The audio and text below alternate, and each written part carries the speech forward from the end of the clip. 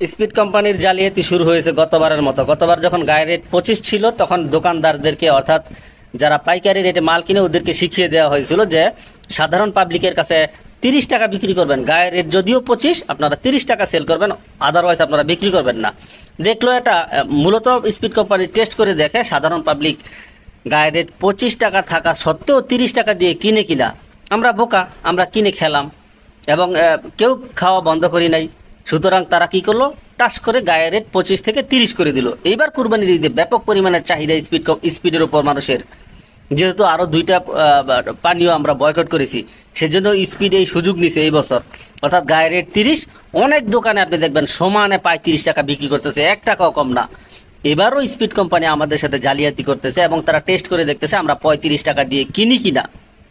সুতরাং এই ধরনের সরলতার সুযোগ বারবার স্পিড কোম্পানি তোমরা নিবা, আর আমরা সাধারণ পাবলিক সেটা মেনে নিব, কোনোদিনও সম্ভব না। সুতরাং সাবধান, আমরা কিন্তু তোমাদেরকেও বয়কট করতে পারবো এবং আন্দোলনের ডাক দেব তোমাদের বিরুদ্ধে, তোমাদেরকেও আমরা বয়কট করব।